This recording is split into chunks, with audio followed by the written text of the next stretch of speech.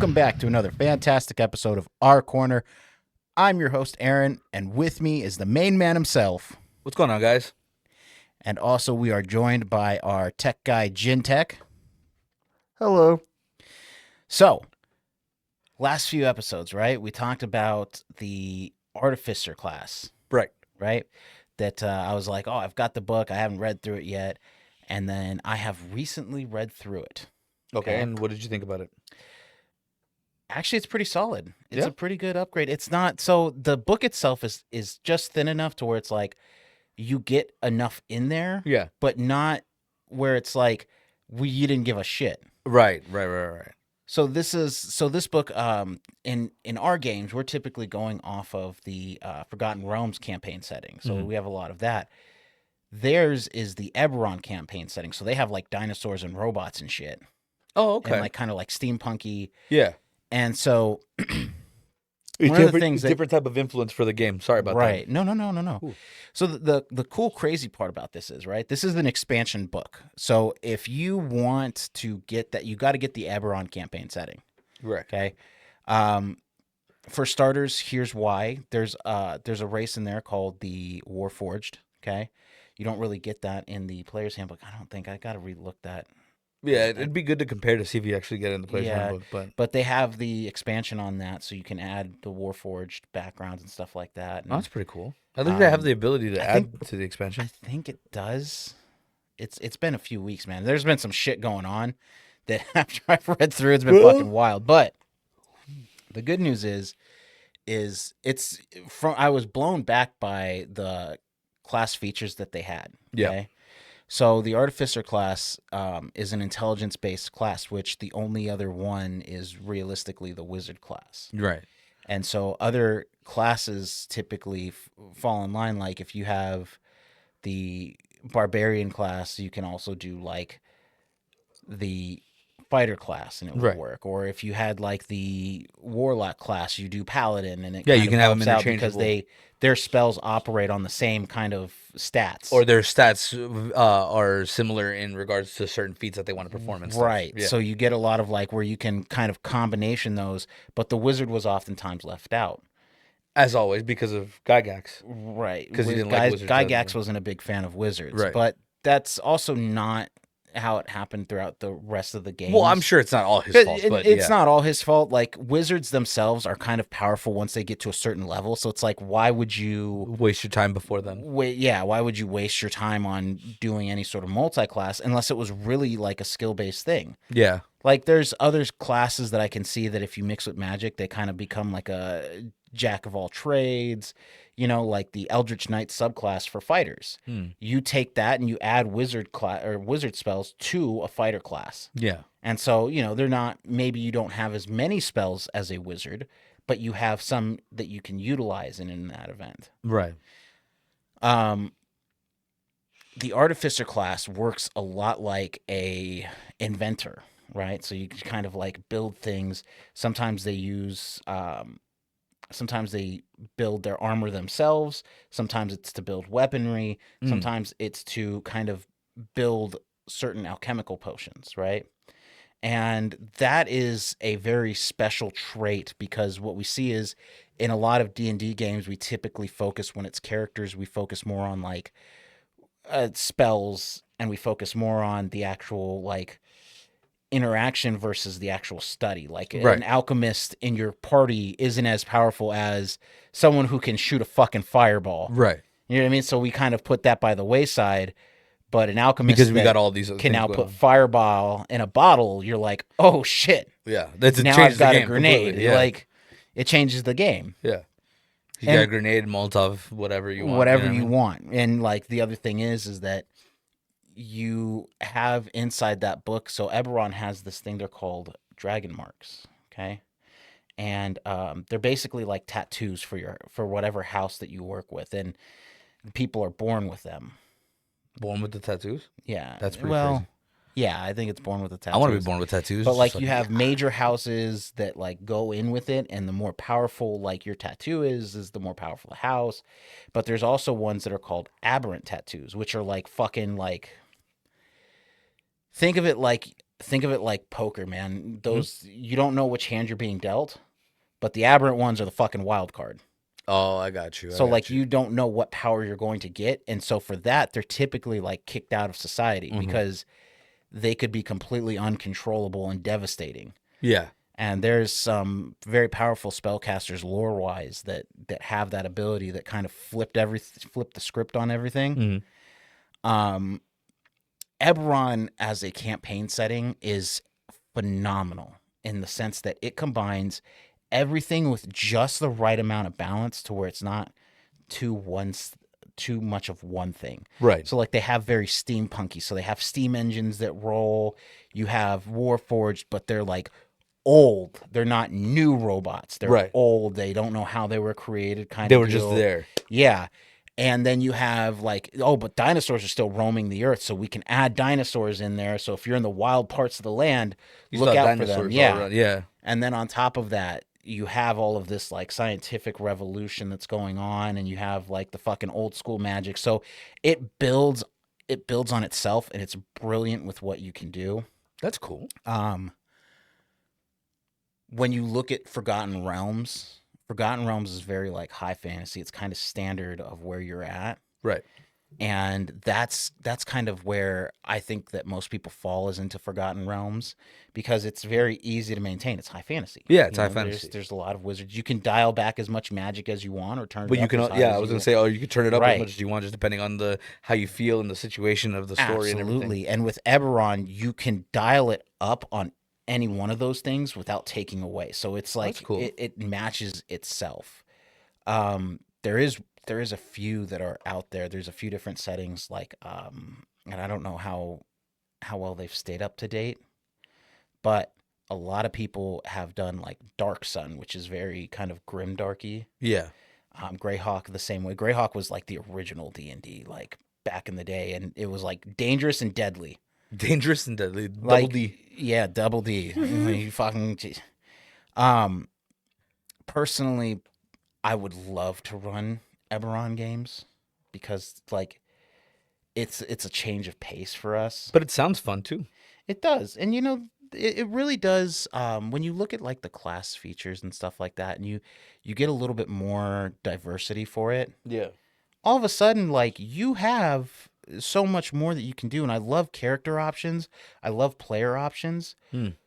One thing I do want to say is that don't overwhelm yourself with player options either. Like you have to be able to be like, yo, I know that we have the Eberron fucking guide here, so we're going to add the races, but don't add the fucking dragon marks because we're still playing Forgotten Realms. Like we're still doing this. And I think honestly, when you start to look at like your own campaign settings and making your own rules, if you don't have the Forgotten Realms, if you don't have Eberron, you don't have like other at your arsenal, you don't see where the guide is, you know? Right. Like the other one that I had was was Critical Role, their campaign setting for Taldore. And it's fucking good too because it's got its own lore. But it ties in with 5th edition, so you still pick the characters, classes, the races. But it has its own customization of lore and all that stuff. So you fit in the world somewhere. That's dope, And actually. I think when you look at these guides and some of these things that are releasing, it's fucking cool. It's really cool what like Wizards of the Coast has planned. It's really cool what a lot of third party.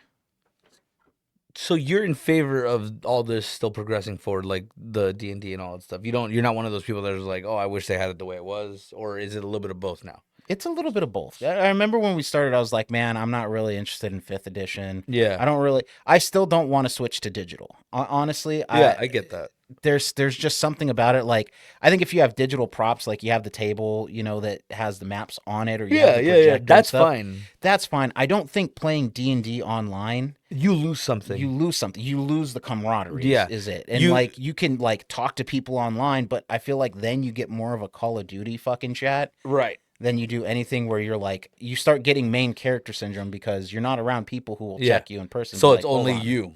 And it's your story, basically. You're playing with other people, right?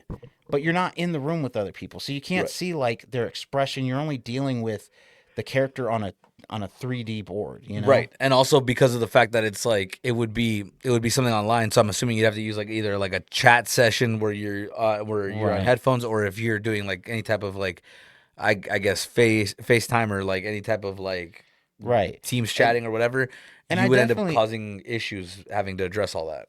You know, take time. and it takes time, it takes energy, it takes money, it does all of this stuff.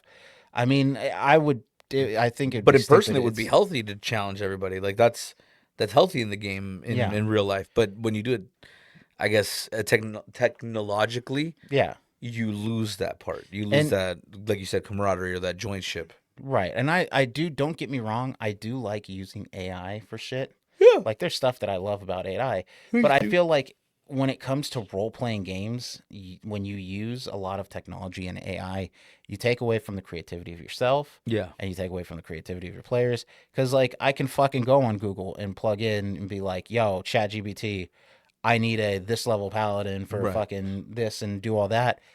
And all of a sudden it plugs you out one, but, like, what's the point? Where do I... Yeah. What would I do then? What was the point of all of this happening? Yeah. And that's the important part of, like, being in person. Do I think there are some things that, like, in circumstances, yeah, I think that you could do like Teams chats and like you could do like Discord and everything like that and go through. I think it's a good idea to like have apps and shit like that and technology as a part of it. But definitely moderate it and stress the in person because again, like if you're doing that whole like FaceTime or Teams or even just talking and all that stuff, like you get the egos, and because you're alone, like you say, your ego gets filled up. Yeah, I could just quickly. fucking hang up and go do something else. Too. Yeah, and but like if I pull up and like all of a sudden I'm face to face with someone twice my size who's DMing a game, I'm less apt to be a jerk. Right, you know? You're gonna be like, ah. But also that's part of the social contract because if he's a jerk, then fuck him. Yeah, like, then fuck this guy. What are we doing? Yeah, here? I mean, it all comes down to. I fucking can't stand. It all comes down to who you're playing with, right? Yeah. Like, the agreement is, and this is a social contract. This has nothing to do with legality. You're not obligated. You're only giving your word that, like, hey, I'm going to play this game with you to the best of my ability and that's within the realm of what you can give me. Right. Within the parameters that you've also set up for me. Right. As well. And that's as the player. As the dungeon master, it's, I'm going to run this game for you as long as you're obeying the rules that I have set out. Oh my god, I thought you were talking about the player, not the dungeon master. I'm so sorry. Yeah, no, that's my fault. You're good. I was going off the player because I was like, yeah, player, and then you were like, yeah, but as a dungeon master, I was like, oh my bad. No, as a dungeon master, when you lay out the rules, it's like this is part of my social contract. You're playing in the game that I make. I'm not a player, so I'm foregoing some of the fun that I'm having to facilitate the game and be like the coach. And be like the coach. But we've talked about that before, where we had people who can't do that and still try to be DMs, and they do like NPCs and all that stuff. And then you have people who are the players who are trying to be jerks, and they're not engaging with the story because the hook is not there. But it's like you're just doing it out of retaliation, not because out of reality. Like and I can't. Again, I'm 33 years old, man. I've been playing since I was like fucking 7. You are not 33 years old. Oh yeah, I'm what, 34 next You're week? about to turn 35. No, I'm 30. I'm going to be 34 next week. If I'm 34, man, you're older than me. No, I'm the same year as you. Just a few and months apart. I'm turning 35 this year. Ain't no way you're turning 35. I'm turning 35 this year. You're turning 35, my guy. Oh shit. I thought I was 33. All right. No. I mean, I was born in 92. It should be 34. Yeah, you're both wrong. I'm the oldest. Yeah, you're the oldest, but so I'm 34. I'm 34. Yes. Yes, you are. Yeah, I'm 34. You're 34. You're turning 35. I'm 34, turning 35. You're 34, turning 35. No, you're about to turn 34. I'm about to turn 35. No, Aaron is. Aaron's about to turn 35. He's older than I am. Correct, but he's not as old as All me, right, and I'm 34. We'll do the math, but we're old as fuck, Tyler, dude. I'm turning 35. That's nice. He's turning 35. Not yet. Not Yeah. until soon. When the sun sets on me, I will be a man. Bro, wait, you're not 35, you're 34? Yes. You were born 92, right? Yes. Early 92. Yes, April. Yes. I'm 34. Would you like my social security too? No. I turned 34 last year, September. So you're the oldest. I'm not the oldest. I was born 1992, September. Old. That's younger than you guys. I'm gonna put a pin in this and let's get back. We'll fucking argue about this off. It's you guys are turning 35. Sorry to Uh, burst your bubble. You guys are turning 35. Okay. Case in point, right? I've been playing for a long fucking time. Okay. I've done things like I've helped like fucking build libraries and shit for my high school, and in return gotten fantasy books that I just fucking ate up. Yeah. Right. And I fucking had a D&D group when I was 16 in high school that we were all playing. It fell apart. Like Are you all sure you were fucking- 16? Probably, man. Or were you Fuck if I turning know. 18? I was probably, I've been playing for like fucking. It started when I was like It was a joke. 14. It was a joke because we were doing this thing. Oh yeah, okay. It's fucking 16 years ago, dude. I don't know. Fuck it. It could have been 14. It's not 16 years ago because you're turning 35. All right. So anyway, so that was a big deal for me, right? Like my older brother gifted me the core rule books for 3.5. Yeah. It was a huge ass thing. I fucking was all about it. I remember the teacher's assistant giving me a ton of fucking like digital books. He was like, "Hey man, don't tell anybody you got this." So sorry, man, if you're still out there. We just told the whole world. Yeah, we just told the whole No, world. not really, and 'cause gave no one me a listens bunch to us, of- but still. But I fucking had all of these books. I had all this shit, and I was fucking going and going and going for games, right? pornography. It was, dude. It might as well be. You're I like, was it was not addicted. pornography. You're like, I was. I was straight addicted, dude. Like I remember sitting in class and then being like, "Do your work," and I was reading a book, and I was like, "Okay," and I just read the fucking book anyways. I was like, "All right, man." And then, but as I think some of my best groups have been with you guys and then my cousin. Yeah. And they're just kind of like it's so weird to sit there and be like, I've been through so many groups of people, none of which have really stayed and played and do all that, but like Yeah. and I'm not gonna sit here and be like, I get requests from big ass businesses. No, I get requests from a lot of families and friends and stuff like that to come run games, and I think that's where it starts. Yeah. That is. I think one of my In reality, I think all those people that go, oh yeah, like I work for, or I do games for like these big companies and everything. I don't think they actually do. I think they do it for big events every now and then, and most of the time Yeah. they're just spending it doing it with like friends and stuff like that and other people low. And that's pure speculation because I don't want to fucking sit there and be like, no, professional dungeon masters, they're not really professional. It's like, yeah, they are. They've No, done they're this in professional. yeah. It's just that it's like You don't think that they're doing it as often as yeah, they're not Yeah. doing it as often as it's supposed to be because even though it's popular, it's still a very fringe subject. So they may be professionals, but it's like Tony Hawk professional. When he turned professional, he just circled professional because Yeah. he had done all the amateur things. It was like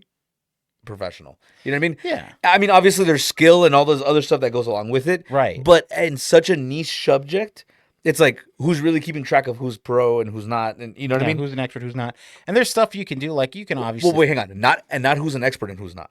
That is more than likely really recorded. I'm just talking about like who's considered because the range of pro. like who's considered professional Yeah. versus amateur. And Yeah, because there's a huge range of what pro is, and there's a Right. huge range of what amateur. like if you is. do a few pro moves, are you a pro? Or Yeah. if you do a few amateur moves, are you just downgraded? Like Because you're talking about an expert. An expert is someone who knows and it can encompass the whole thing. It doesn't mean that they're a pro or amateur. It's just- that they know their shit. they know their shit. And They might not even play, and they know their shit.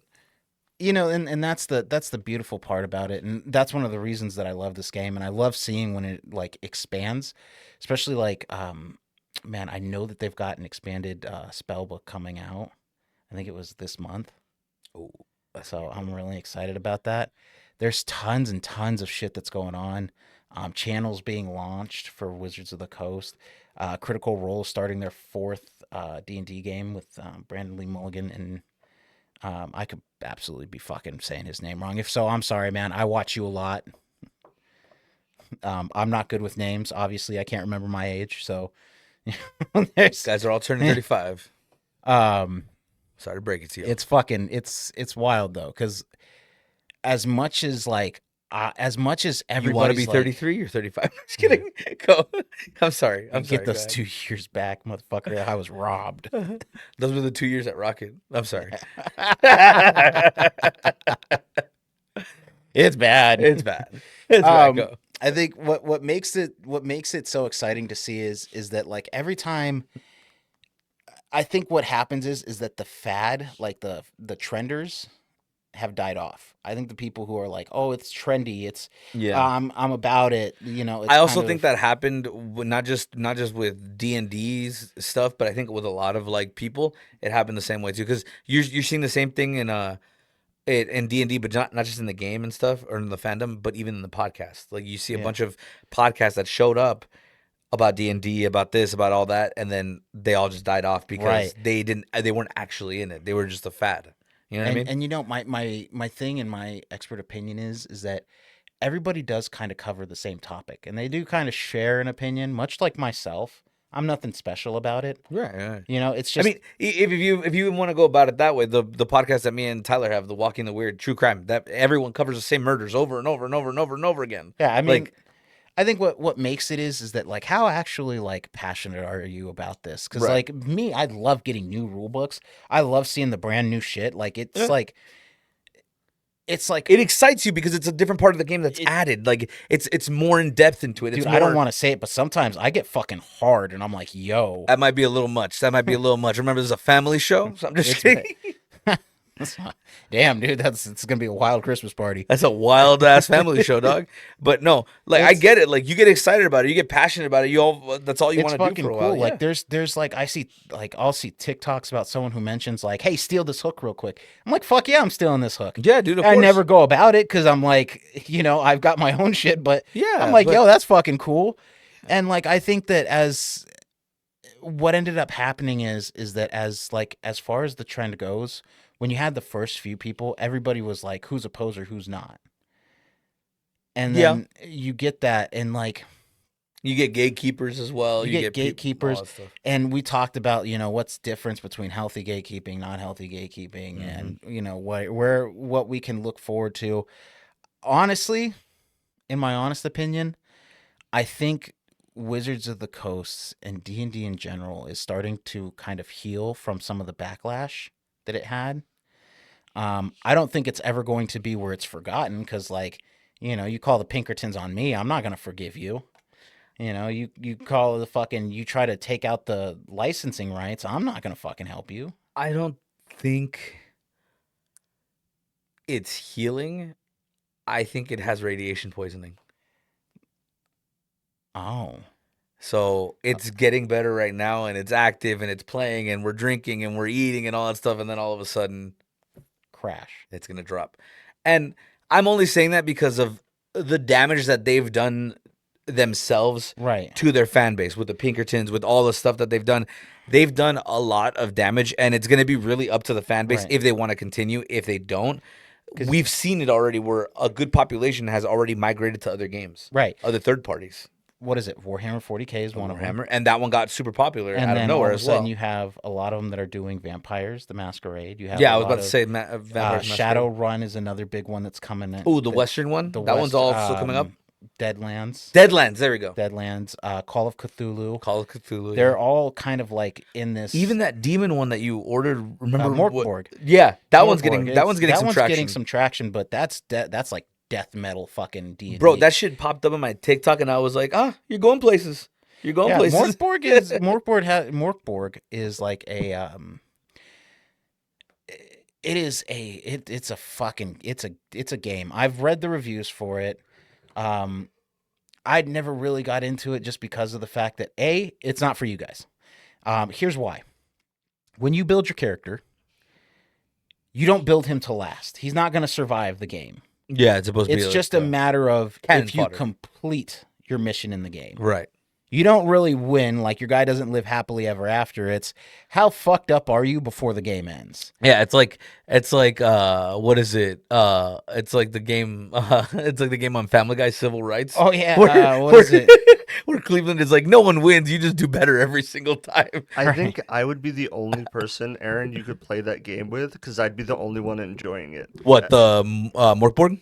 No, Yeah, Morkborg is what we're yeah, talking I think about. I would be the only one that likes it because I'd be Because Tyler's like, a very yeah, let it grim, die, dark, whatever. Like, Like, Tyler has the 40K role playing game. Yeah, yeah, it's- I'm used to it. It's like, yeah, you don't make it out. All right. Yeah, it's Like- it's 40K with like really good looking guys. That's Yeah. what Morkborg is. 40K. No, Morkborg just kidding. is I'm yeah. just Morkborg kidding. is way worse. Like 40K has like So there's two Warhammer settings, okay? Yeah. There's the 40K role playing setting, and then there's the Fantasy. Age The of Middle Eastern Sigmar, one, yeah. which is the Or fantasy. not Middle Eastern one, Middle Ages one. Yeah, Middle Eastern one. Middle Eastern. It's fucking, Sorry. that No, game that's is over. Morkborg. That was Morkborg. Middle Ages one, the fantasy one. See, I found out about Warhammer on the fantasy one first because I saw it in his room, and then he told me that he prefers 40K. Right. And I started playing 40K, but we had always tried to go back to the medieval one. But he told me, he's like, if you're gonna play the medieval one, just go play D&D with Aaron. Yeah. Yeah. I was like, oh, that It's- makes sense. Physically- It's too much. Like Yeah. Age of The- Sigmar has its the- own setting, yeah. and it's got just as much lore as 40K. And Yeah. so it's if the you're the barrier of entry is quite high. So Yeah. just do D&D. Yeah. That's what that. Yeah, that, I think that's like literally verbatim what he unless told you're me. really into it, like Aaron could do it. Yeah. He'd be fine. because But, like one of the favorite things that I have inside Age of Sigmar that I've read very little about, to be honest with you, is the rats. the Skaven. Oh, dude, the fucking Skaven. The Skaven, The Skaven. they are like cracked out artificers, dude. They are like everything is like blowing up on them.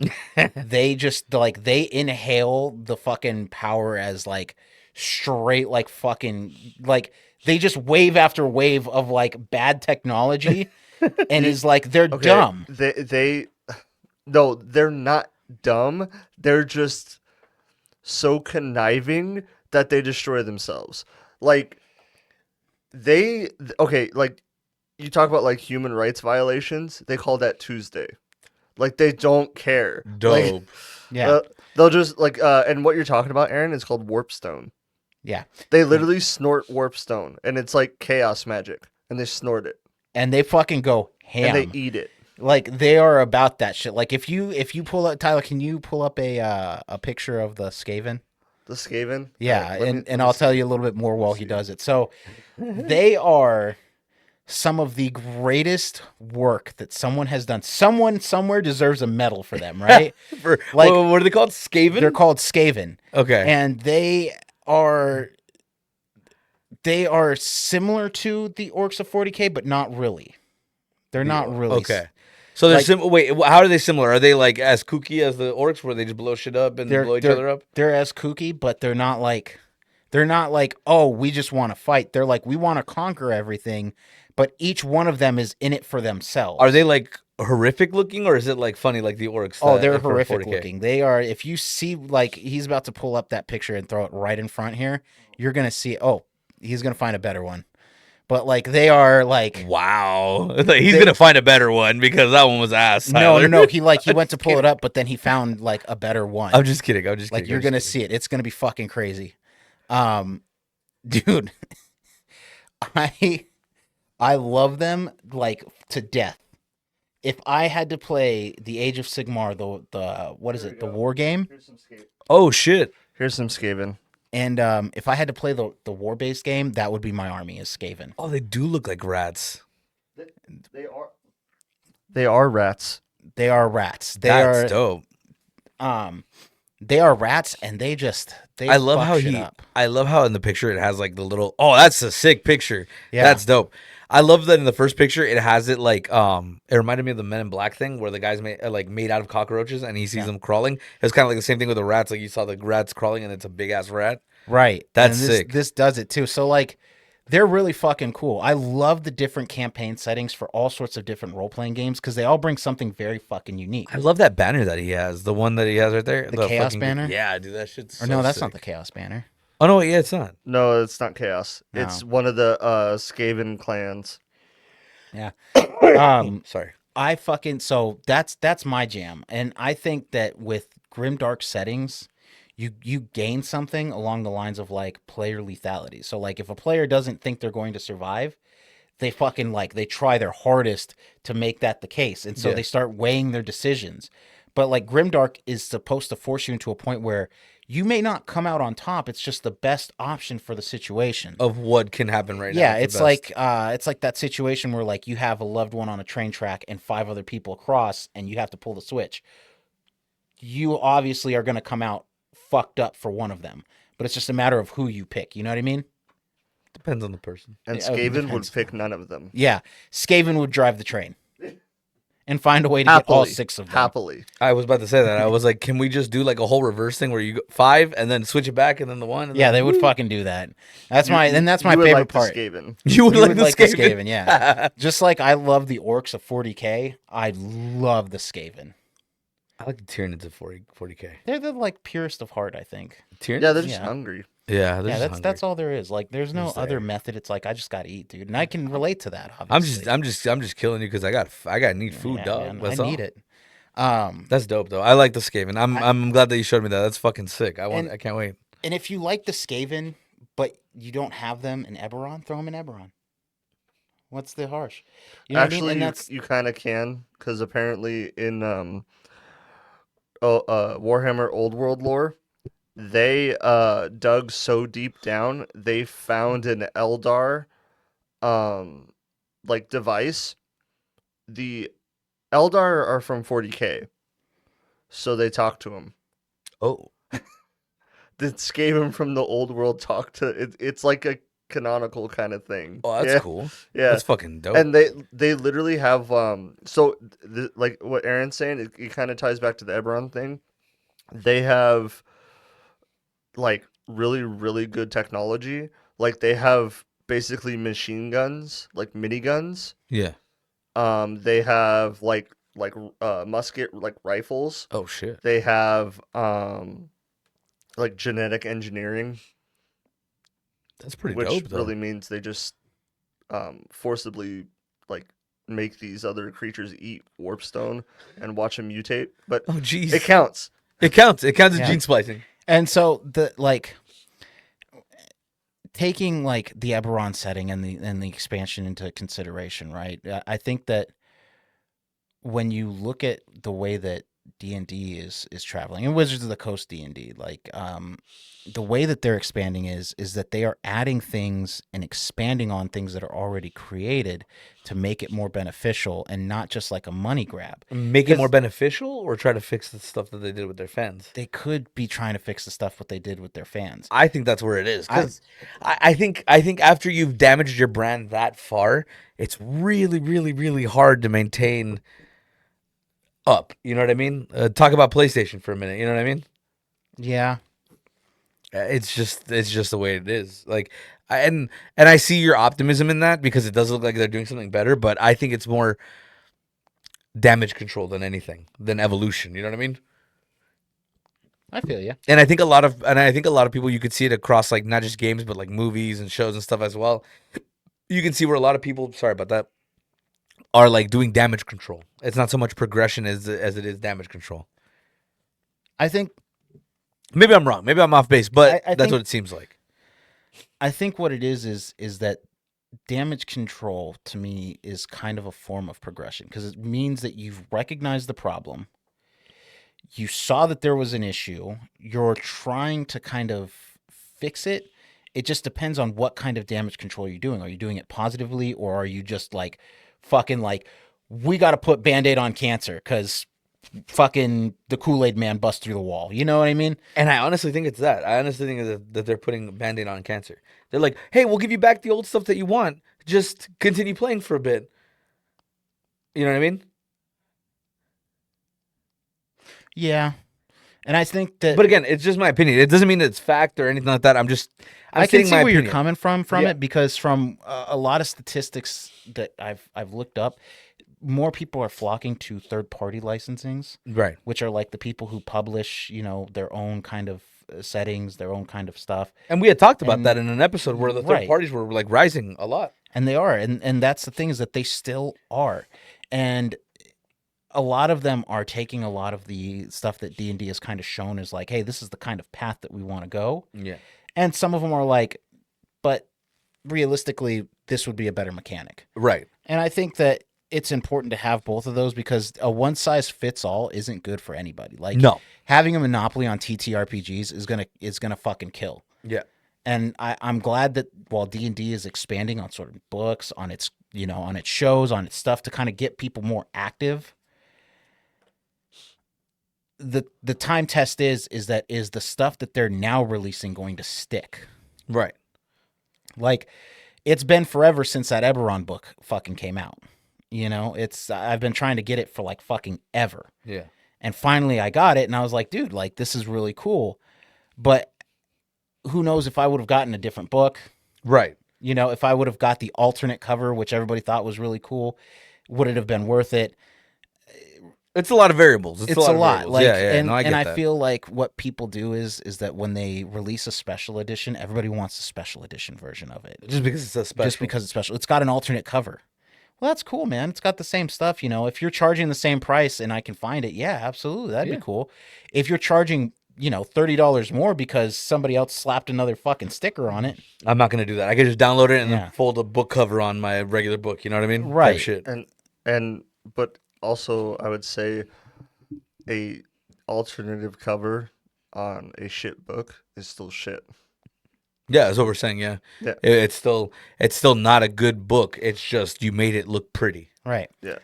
What I'm hoping for, and I don't know, I can't remember if we ever fucking talked about this. I hope that they redo a couple settings so that way they can include space battles. Yeah. Yeah, I think. Or do you think they're gonna ignore it again? They probably let it die, to be honest with you. Yeah. Because I mean, but who knows? You know. Yeah, it could just fucking change. It could be that they, you know, edited it on D&D, you know, D&D Plus, and they could have just, or D&D Beyond as it's called. Yeah. Or maybe they end up finding a workaround now that they're diving into all that stuff. Maybe they find a workaround, a good one. Throw it up and, you know, change the stats a little bit, add some stuff. Yeah, to make it more accommodating. You know, obviously, I want to make sure that whatever I talk about is honest. Right. You know what I mean? Like, for instance, we don't get any fucking, like, kickbacks from Wizards. We don't get any kickback from Hasbro. None of that shit. If I could be candid with you, if you're playing D&D, okay, and you wanted this book, want it because it would improve something. It improves your game, your overall quality. If you feel like having an expansion, if you have a player that always picks an Artificer class, then he has some new options he can work with. Right. But like if you're picking this book because it's the latest thing that came out, you could probably do without it. I mean, realistically. And also in reality, you just end up spending your money. If it's not something that can actually benefit your game or anything like that, you're just wasting your money on stuff. And that goes with a lot of things that we can really talk about and a lot of things that we can really drop. Yeah. For sure.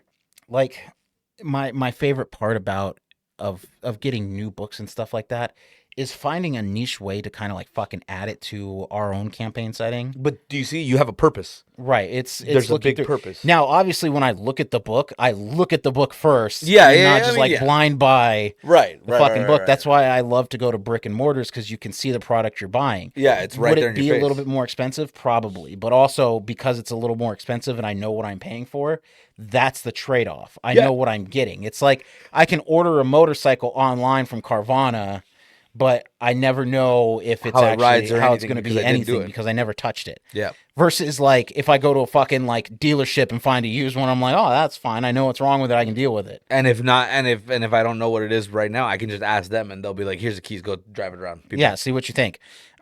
And you know, surprisingly, the people who work at brick and mortar stores, the people who actually like deal with it, they're really nice. They'll answer all your questions.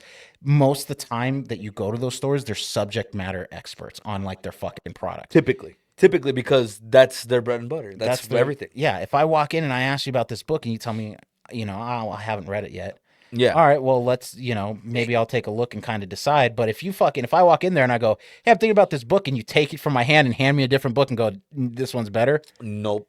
And I might be like, yo, okay, what's better about this one? Yeah. And it reminds me of a lot of the things like again, we're both big fans of this game, but also we're both big musicians. At the time that we started talking about this, and even now, we still dabble a little bit.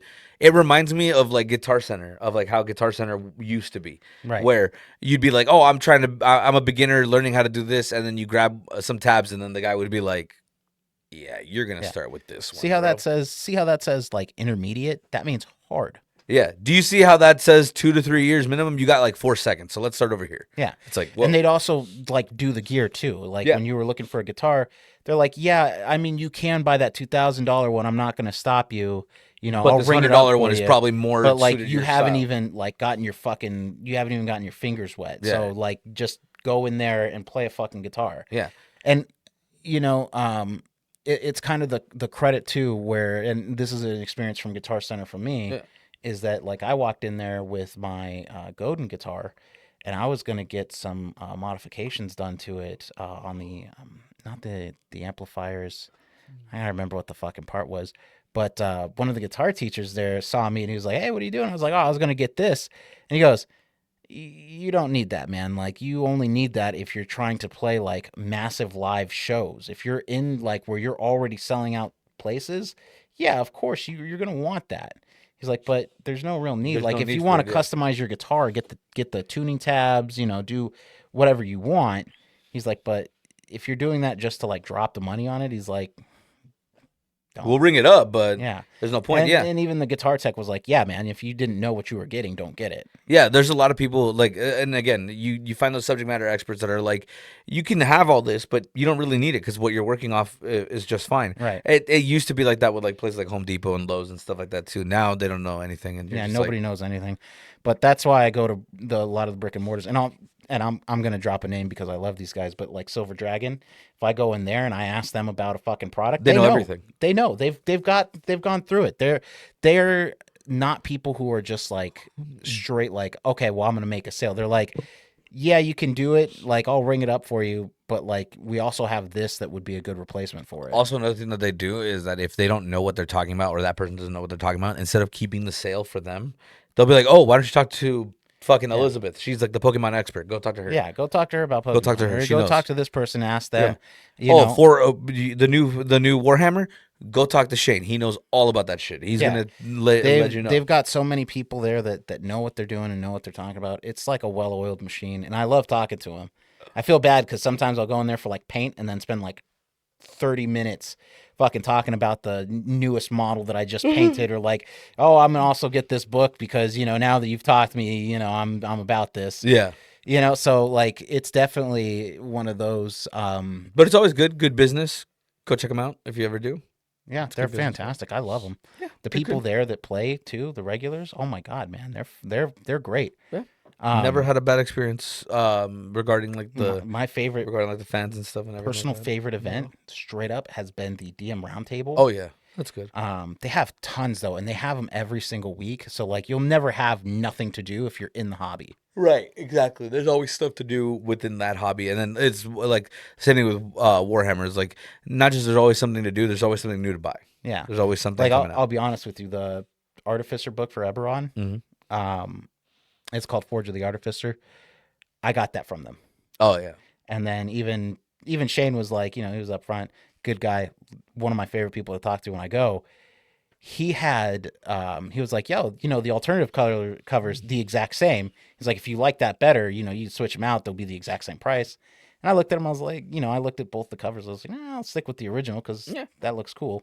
Yeah. But he was like, he was informative. He was like, yo, man, check this.